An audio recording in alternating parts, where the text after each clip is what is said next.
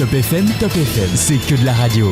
Avec Shadzi et tous ses chroniqueurs. C'est que de la radio. Le mercredi de 9h à midi. Top FM. Allez, retour à l'antenne de C'est que de la radio. On se retrouve après les infos avec la rubrique de notre Daniel Nouvelle Nationale. On va parler automobile. Allez Daniel, c'est à toi. De quoi parlons-nous cette semaine ? Comme tu l'as dit, on va parler voiture. Oh. De vraie vie et surtout de conseils. Le sujet du jour, c'est quand faut-il changer de voiture ? Quand faut-il changer de voiture, Daniel ? Est-ce que quelqu'un a une idée autour de la table ? Quand on en a envie. Quand on a le budget ? Quand elle est morte. Bon, effectivement, il y a plusieurs réponses. On va décortiquer ensemble les plusieurs possibilités, si ça vaut le coup, les signes qui ne trompent pas et comment prendre une bonne décision sans être dans l'émotion. Les premiers signes, c'est les signes qui clignotent, c'est la voiture qui nous parle. La voiture qui nous parle, c'est des bruits, c'est peut-être des surconsommations ou c'est des pannes électriques. Si on a plus de rendez-vous chez son mécanicien qu'à son travail ou chez le dentiste, effectivement, on peut se dire il y a peut-être un souci. Donc il faut savoir écouter les signaux que vous envoie votre voiture. Et comme je le disais précédemment dans tous les interviews, c'est de bien faire une révision une fois par an. Un vieil adage qui dit entretenir, c'est économiser. Oh, c'est beau ça. C'est beau ça. C'est beau. Ouais, il y a longtemps que je le connais celui-ci. C'est Maître Chan. Oui, Maître Chan, c'est ça. Jackie. La deuxième chose, c'est savoir le vrai coût d'utilisation d'une voiture. Qu'est-ce qu'il y a dans les coûts d'utilisation ? Est-ce que vous avez une idée ? Alors les coûts, comme ça je bois mon café en même temps. Il y a déjà le carburant, les assurances, les révisions, les changements de pneus, il y a plein de choses. L'huile, alors l'usure, les pneus, l'huile, tout ça effectivement. Le liquide de glace vite. Tout ça c'est des révisions. Donc on recommence. L'assurance, oui. Le carburant, oui. L'entretien, oui. Après le crédit, si on a un crédit automobile, mais surtout un vrai ingrédient que tout le monde oublie, c'est la perte de sa voiture. Comprendre, j'achète quelque chose, combien elle perd, et c'est là juste en face, on met en équilibre la LOA, et on comprend l'avantage d'avoir une LOA et surtout un budget mensuel. Troisième point important, le confort, la sécurité, la technologie, les aides à la conduite. Une nouvelle voiture, c'est pas une assurance vie, mais une nouvelle voiture, justement, c'est de la sécurité pour soi, pour les personnes qu'on transporte, pour les personnes sur la route. Et c'est beaucoup de technologie. Technologie, ça peut être simplement pour une nouvelle génération, l'Apple CarPlay. Quel bonheur d'avoir l'Apple CarPlay, quel bonheur d'avoir Waze directement sur son écran, plutôt que d'avoir son téléphone à la main qui est très dangereux. Je disais la semaine dernière, quand on programme un parcours GPS, il faut le mettre directement en vocal et pas regarder son écran. Donc, c'est aussi du confort et de la technologie. Quatrième point, l'environnement. L'environnement, c'est voir si c'est adapté à ma région. Ça peut être des aides, il y a toujours des aides locales par rapport aux véhicules électriques. Ça peut être aussi quelque chose qu'on pense un peu moins, c'est les stationnements. Il y a des villes où le stationnement est très compliqué. Et si on a un véhicule critère 1 ou un véhicule électrique, le stationnement est beaucoup plus facile. Donc ça peut être un vrai plus. Cinquième point, qui est pour moi le plus important, c'est mon métier, donc je suis un peu déformé par rapport à ça, c'est la reprise, la revente. Et ça, c'est un vrai conseil. Un véhicule, mon cher Shadzi, combien perd-il en 3 ans ? Si on fait un pourcentage. 3 ans, alors déjà, dès qu'il sort du garage, il perd la TVA. Il perd 20%. Première année, TVA 10%. 10, allez, on va dire 40%. Ouais, pas mal. C'était mieux la semaine dernière, les réponses. Alors, c'est quoi, en 3 ans, je tiens à préciser, je ne suis pas le professionnel. C'est un entretien d'embauche que tu fais. Pas encore. C'est pas un entretien d'embauche que non, tu c'est fait déjà. Donc une voiture, effectivement, perd la moitié de sa valeur en 3 ans. Le bon plan, c'est de toujours aller dire bonjour soit à son garagiste ou soit à son vendeur automobile pour savoir combien vaut sa voiture. C'est pas pour ça qu'on la change, mais des fois on peut être super étonné parce qu'on n'a pas toujours la notion de ce que vaut sa voiture d'occasion sur un marché d'occasion. Il y a des moments propices où il y a aussi des fois le vendeur d'occasion. Je prends mon exemple, j'ai une voiture sur le parc qui quelques jours de stock ou qui est un gros morceau que je vais me débarrasser. Entre parenthèses, peut-être que c'est bien que la personne qui est venue me voir, je lui trouve un client et que moi je puisse vendre ma voiture aussi à celui qui était juste venu à titre informatif.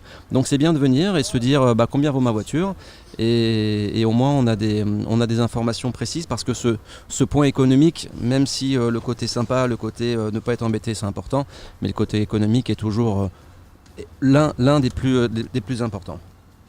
Le bon plan donc c'est d'anticiper et se poser des questions. Les questions, c'est est-ce que ma voiture est fiable ? Oui. Est-ce que je me sens toujours en sécurité dans ma voiture? Plus vraiment. Est-ce qu'elle est adaptée à mes trajets? Pas du tout. Est-ce que je suis prêt à investir dans un véhicule neuf ou d'occasion? Encore moins. Est-ce que je veux me simplifier la vie ou oui. me compliquer la vie? La simplifier, tous. Tu es à 3? Ouais, Parce 3. qu'entre 3 et 4, non. Là, il y avait 3 oui. Donc Ouais. c'est bien. 3 et 4, non.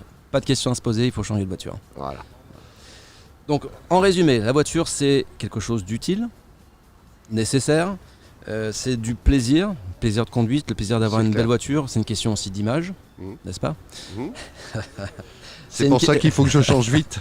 Mais tu auras bientôt une belle voiture, Ah. il me semble. C'est une question de sécurité, pareil, atout essentiel. Une voiture, je disais, c'est pas une assurance vie, mais moi je suis parti ce week-end, il y a un ralentissement au péage, il y a des gens qui freinent, hop, la voiture avec toutes les aides à la conduite, en 2 secondes, on est vite arrêté. Les feux de détresse s'allument, il y a l'avertisseur au niveau des rétroviseurs, d'angle mort. Donc tout ça, c'est vraiment des plus.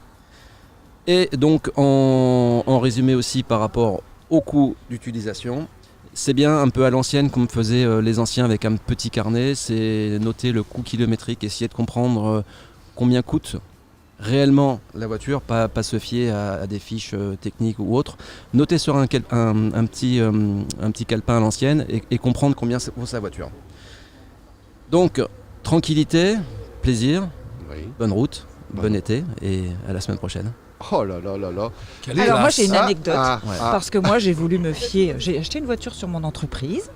J'ai voulu me fier Tu à vas me l'Argus. reparler de ta voiture électrique encore? Pas du tout, c'est une voiture, c'était la Renault 5 la X1 BM, belle voiture. Et quand j'ai Renault voulu- et Peugeot. Pardon, merci, Hein oui.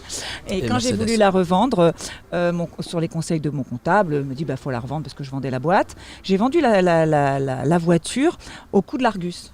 D'accord, mais je l'avais acheté 3 ans auparavant à 35 000 €, je ne me souviens plus. Je l'ai revendue au coût de l'Argus, c'est-à-dire 30 000. Je n'ai pas perdu grand-chose sur cette voiture, j'ai fait une belle affaire au début. Et je me suis retrouvée à payer une plus-value. Parce que pour eux, j'avais fait un bénéfice. Moi, je l'ai vendue au prix de l'Argus. Voilà. Comptablement, c'est très important. Comptablement, la différence, surtout si tu avais fait une LOAS très certainement dessus, oui. donc Ah forcément... non, c'est une voiture que j'avais achetée par la boîte, mais j'ai c'est- quand même fait une plus-value mais dessus c'est et j'ai pareil. payé des impôts. Mais c'est pareil parce qu'il y a une dépréciation chaque année, Un amortissement. un amortissement. Donc ce qui veut dire que si on la revend plus cher que le coût qu'elle avait, et que le coût qu'elle a la valeur réellement, comptable. forcément on paye 33% d'impôt dessus. Donc petit conseil, quand vous avez une voiture, demandez d'abord la valeur comptable qu'elle a avant de la vendre. Parce que si j'avais su qu'elle avait que 11 000 € de valeur comptable, je l'aurais acheté à mon nom propre et revendu 30 000 €. Donc à mon petit nom propre. conseil, c'est de bien écouter le vendeur automobile qui normalement doit connaître son métier et bien conseiller. Exactement. Merci pour l'anecdote. Voilà ce que ça donne quand 2 chefs d'entreprise parlent voiture, messieurs, dames. On va continuer en musique avec un titre emblématique, c'est Bananarama avec Cruel Summer.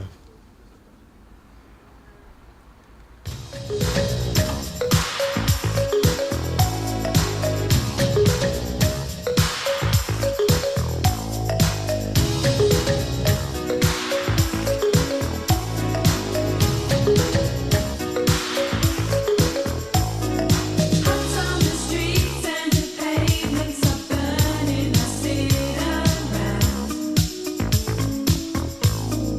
try